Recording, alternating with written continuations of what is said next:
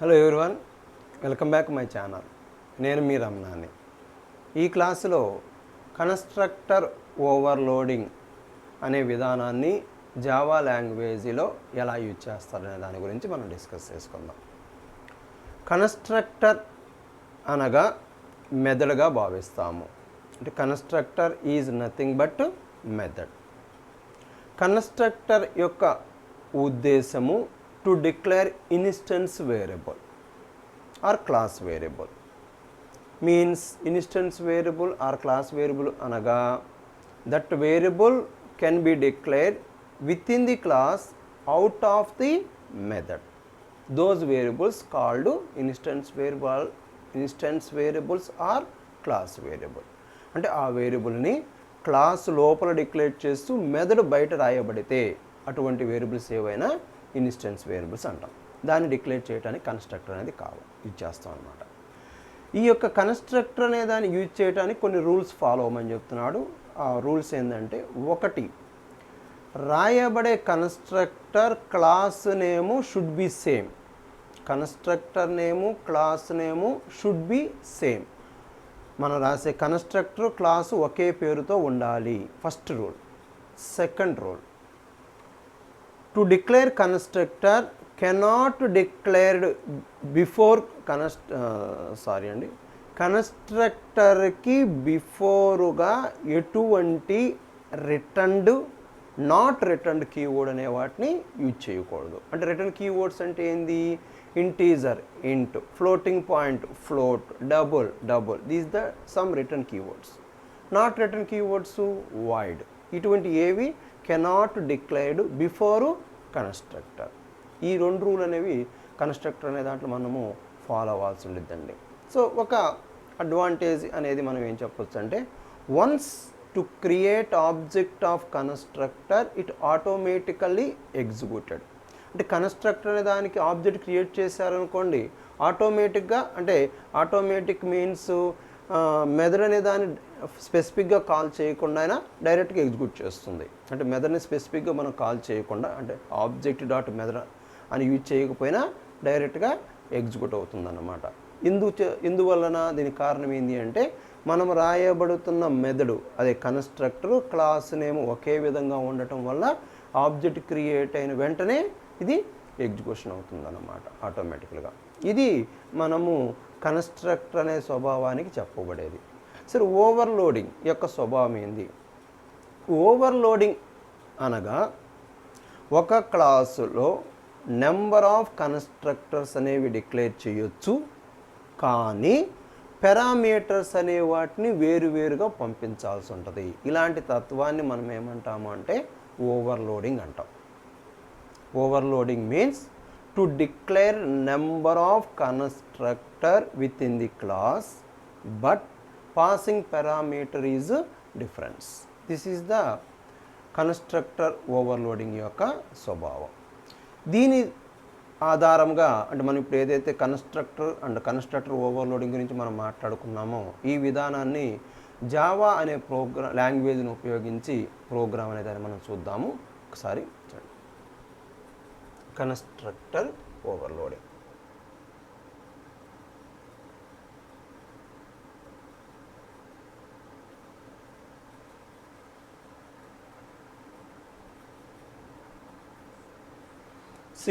మనము program start చేసిన first documentation సెక్షన్లో మల్టీ లైన్ కామెంట్ అనే దాన్ని యూజ్ చేస్తున్నామండి. అది మనకి ప్రోగ్రామ్ నేమ్ని స్పెసిఫై చేస్తుంది. Example for constructor overloading.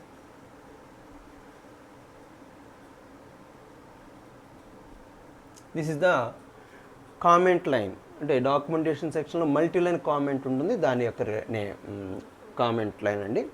ఎలా ఉంటుందంటే, backward slash, asterisk symbol or అదే star symbol, name of the program, again asterisk అంటే స్టార్ సింబల్, బ్యాక్వర్డ్ స్లాష్. దీన్ని మనము మల్టీ లైన్ కామెంట్ కింద స్పెసిఫై చేస్తాం. తర్వాత క్లాస్ అనే దాన్ని మనము రాస్తున్నాం. క్లాస్ అనేది ఎందుకు రాయాలి జావాలో అనేది జనరల్గా క్వశ్చన్ మీకు ఒక డౌట్ వస్తుంది. క్లాస్ అనేది మొదటిగా జావాలో రాయటానికి కారణం ఏంటి అంటే జావా అనే లాంగ్వేజ్ తయారు అవ్వబడటానికి object oriented programming technology use చేశారు, అంటే హూప్స్ టెక్నాలజీ యూజ్ చేశారు అనమాట.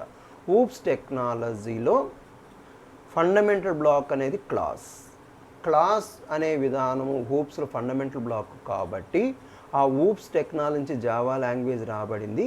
ఆ జావా లాంగ్వేజ్ రాబడిన కారణం చేత జావాలో ఏ ఒక్క విధానాన్ని అయితే క్లాస్ అనే విధానంతో స్టార్ట్ చేస్తాం. అయితే క్లాస్ అనేది ఆల్ లోయర్ కేస్ క్యాపిటల్ కీవర్డ్గా యూజ్ చేయాలి. CLASS all small letters. Okay, class. తర్వాత క్లాస్ నేమ్ రిలేటెడ్ టాపిక్ అండి. Name topic constructor overloading, COL, constructor overloading. Block, class block open చేస్తున్నామండి. Declare the constructor name class name should be same అన్నారు కదండి, same. Before constructor cannot declare the any returned not return keyword. Okay, use చేయలేదు. But passing parameter is different అని చెప్తాడు. Okay, parameter pass చేస్తున్నాం. 1 is the string name. ఇక్కడ గుర్తుపెట్టుకోవాలండి, స్ట్రింగ్లో yes అనేది capital letter రాయాల్సి ఉండిద్ది. కారణము క్యాపిటల్ లెటర్ రాయకపోతే ఎర్రర్ వస్తుంది. దీనికి కారణము స్ట్రింగ్ అనేది predefined class as well as data type. Predefined క్లాసులో ఫస్ట్ లెటర్ని క్యాపిటల్ లెటర్గా యూజ్ చేయడం జరిగింది, James Gosling with team. So ఆ కారణం చేత మాత్రమే ఈ స్ట్రింగ్లో ఫస్ట్ లెటర్ని క్యాపిటల్ లెటర్గా యూజ్ చేయాలి. క్యాపిటల్ లెటర్గా రాయకపోతే ఎస్ అనేది క్యాపిటల్ లెటర్ రాయకపోతే ఎర్రర్ వస్తుంది. కాబట్టి ఎస్ అనేది క్యాపిటల్ లెటర్గా రాయండి. స్ట్రింగ్ నేమ్ అనేది variable, comma string department, DEPT. So దీని రిలేటెడ్గా దీని కింద ఐఫన్ సింబల్ ఇస్తున్నానండి. కారణం ఏంటి అంటే అది క్యాపిటల్ లెటర్గా యూజ్ చేయాల్సి. Open the constructor block. Direct statement రాస్తున్నానండి. సిస్టమ్, ఇదే ప్రింట్ఎఫ్ స్టేట్మెంట్ జావా లెవెల్లో. System dot out dot println is the statement. S is a capital letter, out dot to println. Just ఏమని రాస్తున్నామంటండి, name is equal to plus name.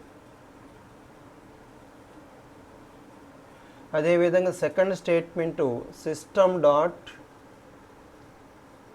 Out dot println.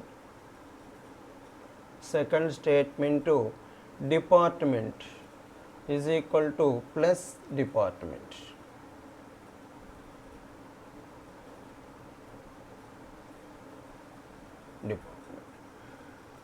Close the constructor block. Again write the another constructor. Again write the another constructor, COL. Same and constructor name, second constructor name, class name should be same. Next parameter passing like int age comma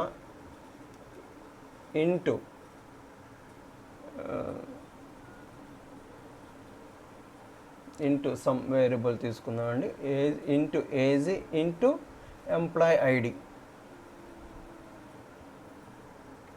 for example before మనం రాద్దామండి, ఏమంటే into EID comma into age or department number age తీసుకోండి. Open second constructor block. Direct write the statement, printf statement ఇచ్చేస్తున్నాం అండి. ఏ విధంగా ఇచ్చేస్తున్నామంటే system dot out dot println. Just employee ID కదండి, EID is equal to with in double quotes close plus EID. సెమీకోలన్తో close చేస్తున్నామండి statement. Plus అనేది is not addition operator, is a concatenation operator. కన్కార్డినేషన్ means left word right word adding అయి display అవుతుంది, left side word and right side word. Second statement system dot out dot println. This is the printf statement in Java. For example, age is equal to plus age is a variable. Close the second constructor block. చూడండి ఇక్కడ మనం దీంట్లో first కన్స్ట్రక్టర్లో వచ్చిన తర్వాత name department declare చేసాము. Second కన్స్ట్రక్టర్లో EID age అనే వేరియబుల్ డిక్లేర్ చేసాం. అయితే నేము డిపార్ట్మెంట్ అనేది string related data type, EID age అనేది integer related data type. So different parameter pass అయిన same constructor with in the class చెప్పిన డెఫినేషన్ ప్రకారంగా. సో దీంట్లో వచ్చిన తర్వాత మనము మెయిన్ క్లాస్ అనే దాన్ని డిక్లేర్ చేయాల్సి ఉంటుంది. మెయిన్ క్లాస్ అనే దాన్ని ఈ క్లాస్కే కనెక్ట్ చేస్తున్నాను, ఎలా రాస్తున్నాం అనేది చూడండి. ఇక్కడ మనం ఈ క్లాస్ని క్లోజ్ చేయట్లేదు, క్లోజ్ చేయకుండా డైరెక్ట్గా కమాండ్లో ఆర్గ్యుమెంట్స్ రాస్తున్నాము. Public is a access specifier, static is a keyword, void is a keyword, main is a method, string args bracket close.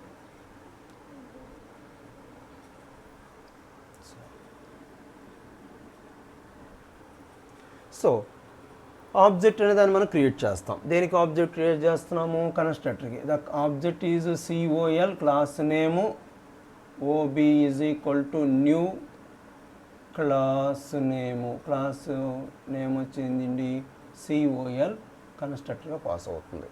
So ఇప్పుడు మనం ఏం పాస్ చేయాల్సి వస్తుందండి? ఇది పారామీటరైజ్డ్ కాబట్టి అవుట్ సైడ్ నుంచి వాల్యూ రిసీవ్ చేసుకుంటుంది. ఏంటిది?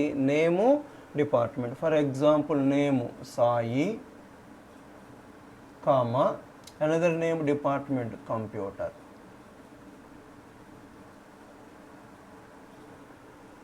The first constructor. The second constructor also to create the another object. For example, OB1 object 1 is equal to new constructor. Second time ఏం డిక్లేర్ చేయాల్సి ఉంటుంది? ID age. For example, ID వచ్చి for example 001 comma age for example 90.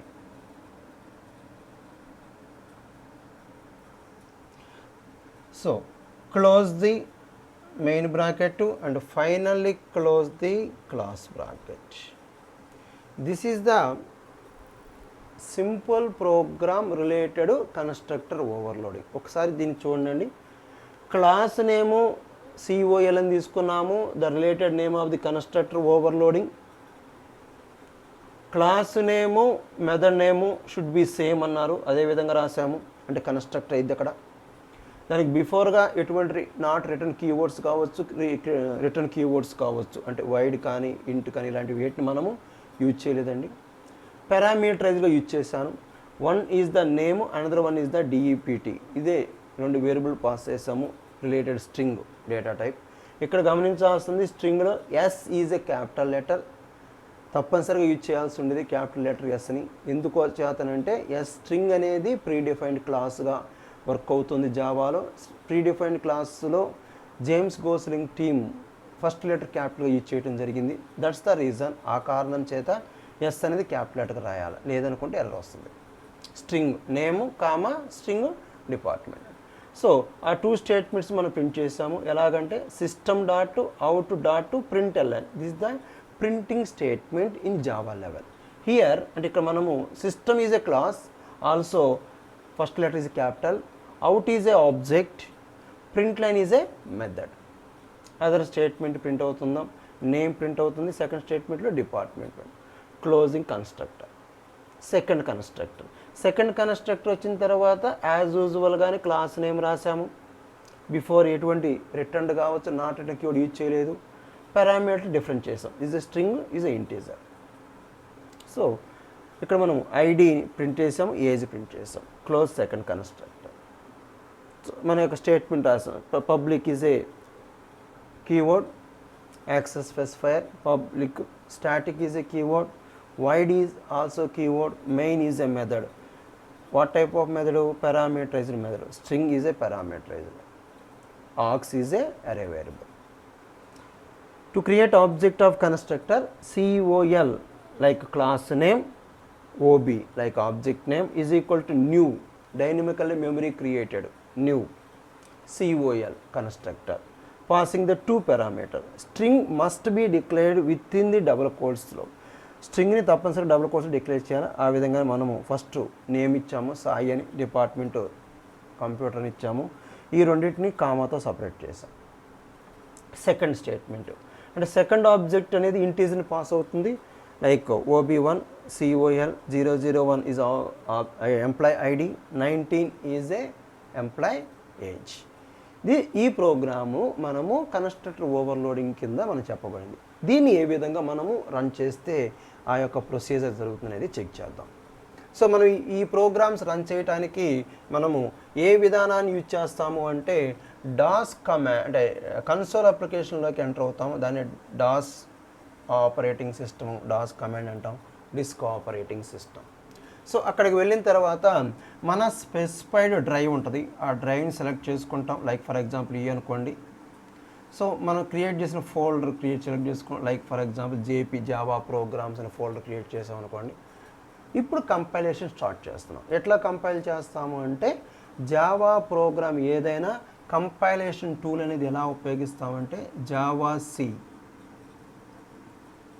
Is the compiler tool. You can write this one. Compiler tool రాసిన తర్వాత మీ యొక్క file name, class name కాదండి, file name రాయాలా. ఫైల్ నేమ్ ఏంటంటే ఫర్ ఎగ్జాంపుల్ COL.java. COL అనేది class name .java.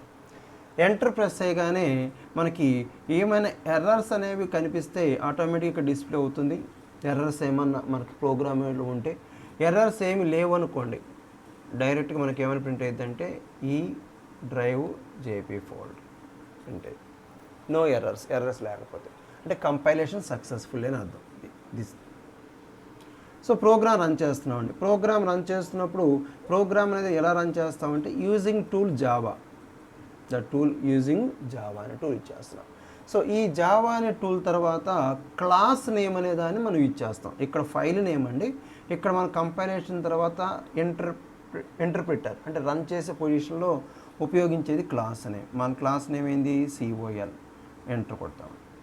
Enter కొట్టగానే ఏం జరుగుతుంది అంటే ఇక్కడ ఉన్న first object that value goes to directly name అనే దాంట్లోకి, ఈ నేమ్ డిపార్ట్మెంట్ దానికి పాస్ అవుతుంది. సో ఇక్కడ మనకి కింద ఏముందంటే name is equal to Sai అనేది, name DEPT is equal to computer, DEPT is equal to computer. ఇది first constructor. The second constructor వచ్చి సెకండ్ కన్స్ట్రక్టర్ వాల్యూ వచ్చి ఐడిలో స్టోర్ అవుతుంది, 19 వచ్చి ఏజ్లో స్టోర్ అవుతుంది. సో ఇక్కడ వచ్చిన తర్వాత ఈ ID is equal to 001, age is equal to 19. This is the program output at run time. ఇది మనము ప్రోగ్రామ్ అవుట్పుట్ కింద రన్ టైంలో చూస్తూ జరుగుతుందండి. దీన్ని మనము కన్స్ట్రక్టర్ ఓవర్లోడింగ్ అని జావాలో ప్రోగ్రామ్ ఉపయోగించి చెప్పబడిన విధానం అండి. అంటే ఇక్కడ మనము చెప్పే విధానం ఏంటంటే సింపుల్ టాపిక్ తీసుకొని, సింపుల్ కాన్సెప్ట్ తీసుకొని ఆ టాపిక్ రిలేటెడ్గా ప్రోగ్రామ్ చెప్తున్నానండి. ఫర్దర్గా నెక్స్ట్ ఈ టాపిక్ మీద ఇంకొంచెం నెక్స్ట్ లెవెల్ ప్రోగ్రామ్స్ అనేవి మీకు ఎక్స్ప్లెయిన్ చేస్తాను. ముందు బేసికల్గా దాని గురించి మీకు అర్థమైతే సెకండ్ లెవెల్ అనేది ఆటోమేటిక్గా రీచ్ అవుతారనమాట. ఆ ఉద్దేశంతో మనం ఈ విధంగా చెప్తున్నాను. ఓకే, నా వీడియో మీకు ఉపయోగకరంగా ఉంది అనుకుంటే దయచేసి మీ ఫ్రెండ్స్కి, మీ రిలేటివ్స్కి షేర్ చేస్తారని ఆశిస్తున్నాను. మా ఛానల్ని సబ్స్క్రైబ్ చేసుకోకపోతే దయచేసి సబ్స్క్రైబ్ చేసుకొని పక్కన బెల్ ఐకాన్ని క్లిక్ చేయటం వల్ల వీడియోస్ అనేవి అప్లోడ్ అయినప్పుడు నోటిఫికేషన్ రూపంలో రాబడుతుందన్నమాట. దయచేసి సబ్స్క్రైబ్ చేసుకొని బెల్ ఐకాన్ని క్లిక్ చేస్తారని ఆశిస్తున్నాను.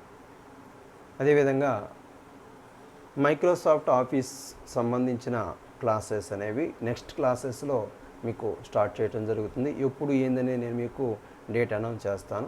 మైక్రోసాఫ్ట్ ఆఫీస్ని తప్పనిసరిగా ఆన్ ది సిస్టమ్ స్క్రీన్ షాట్లో మీకు ఎక్స్ప్లెయిన్ చేయాలి, అప్పుడు క్లారిటీగా ఉంటుంది.